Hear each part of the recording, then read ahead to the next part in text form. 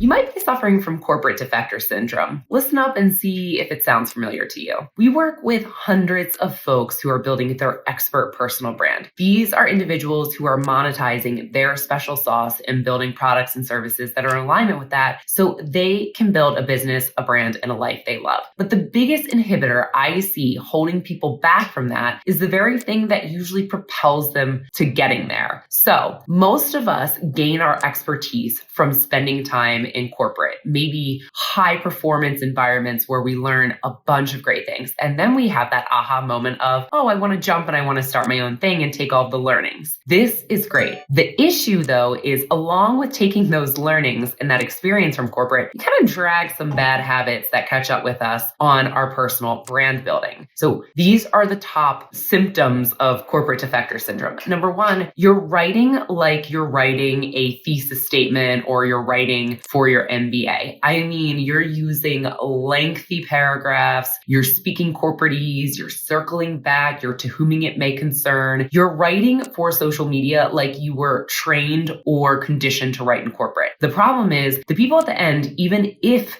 they're corporate buyers, are humans. That content is not going to capture their interest. So you need to drop that. The other thing I see people doing is trying to align their services, products, or voice for the corporate gaze. So what do I mean by that? I see a lot of folks who say, oh, I really want to start a community about living in your values or teaching introverts how to get better at selling. But I feel like I have to keep it generic and corporate washed so HR departments hire me. That's wrong. Think about it like this. The more specific and unique your offering is, the better it's going to work because you're going to get excited and speak with passion and authenticity around it. Don't let the corporate gaze impact your personal branding.